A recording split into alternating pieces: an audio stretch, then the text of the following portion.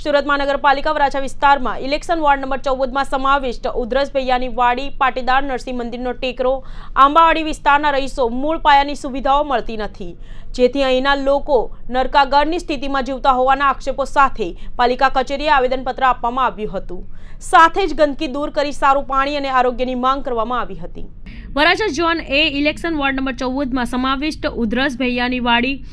પાટીચાલ નરસિંહ મંદિરોનો ટેકરો, આંબાવાડી વિસ્તારના રહીશોએ હજી સુધી મૂળભૂત પાયાની જરૂરિયાત એવા બંધ ગટર, સ્વચ્છ પીવાનું પાણી, રોડ તેમજ આરોગ્યની સુવિધાઓથી વંચિત રાખવામાં આવ્યા હોય તેમજ સદર વિસ્તારમાં 15,000ની વસ્તી વચ્ચે ઠેર ઠેર જાહેરમાં ગટરના દૂષિત અને દુર્ગંધ મારતા પાણી જાહેર રોડ પર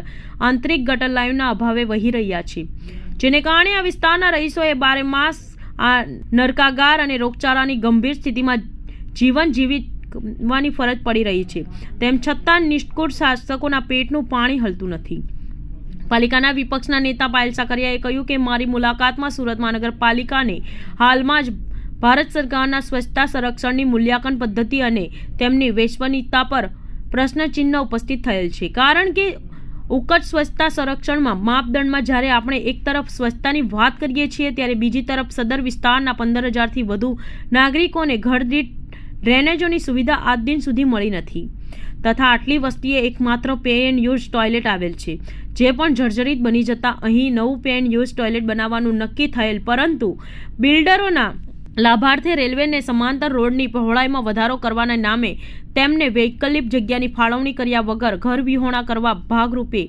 નરકાગાર સ્થિતિમાં રાખીને તેમને ઘર વિહોણા કરવાના ષડયંત્રમાં ભાગરૂપે પ્રજાને રજડવા અને પે એન્ડ યુઝ ટોયલેટના કામનો વર્ક ઓર્ડર અપાયો હોવા છતાં કામગીરી ન કરવા તેમજ તેને તોડવા વહીવટી તંત્રનો હાથે બનાવેલ છે, જે ગંભીર અને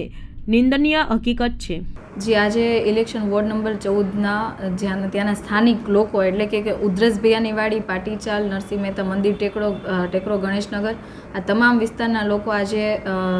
આમ આદમી પાર્ટીના કાર્યકર્તાઓને સાથે રાખીને કમિશનરશ્રીને રજૂઆત કરવા માટે આવ્યા હતા કે આ વિસ્તારની અંદર ગંદકી ખૂબ જ છે, ગટરોના પાણી શેરીમાં જઈ રહ્યા છે, ગટરની પાણીમાંથી એ લોકો એમના બાળકોને ભણવા મૂકવા જતા હોય છે, રોજની અવર જવર એ ગટરના પાણીમાંથી કરતા હોય છે, ત્યારે આ નરક સમાન વિસ્તારમાંથી એમને મુક્તિ જોઈએ છે કે ભાઈ હવે અમે પણ સ્વચ્છ શહેરની અંદર રહીએ છીએ તો અમારા વિસ્તારની અંદર કેમ આટલી ગંદકી। બીજો પ્રશ્ન એમનો એવો હતો કે પે એન્ડ યુઝની ખાલી એક જ વ્યવસ્થા છે, એક જ બ્લોક છે, જેમાં આજુબાજુનો વસ્તીનો આપણે જોવા જઈએ તો 15,000 જેટલી આશરે વસ્તી છે। આ તમામ લોકો ખાલી એક જ પે એન્ડ યુઝમાં જાય છે અને એમની માંગણી હતી કે બીજું એક પે એન્ડ યુઝ પણ બનાવવામાં આવે, મંજૂર પણ થયેલું, પણ અંતે કોઈ કારણસર એમને રદ કરી દેવામાં આવ્યું, તો ત્યાંના લોકોની માંગણી હતી કે ભાઈ પે એન્ડ યુઝ બનાવવામાં આવે, અમારે ખુલ્લામાં જાજરૂ કરવા માટે જવું પડે છે। ત્યારે દુઃખ થાય છે કે સુરત શહેર એટલે કે સ્વચ્છતામાં નંબર 1 અને બીજી બાજુ અમુક હજી પણ એવા વિસ્તારો છે કે ત્યાં લોકો હજી મજબૂર છે ગટરોના પાણીમાં ચાલવા માટે, લોકો મજબૂર છે કે ખુલ્લામાં જાજરૂ કરવા માટે। ત્યારે આજે કમિશનરશ્રીને તમામ લોકોને સાથે રાખીને અમે રજૂઆત કરી છે કે તાત્કાલિક ધોરણે એમાં કાર્યવાહી કરવામાં આવે અને તાત્કાલિક આમાંથી નિરાકરણ માટેની સોલ્યુશન કરાવવા માટેની તાકીદ લેવામાં આવે।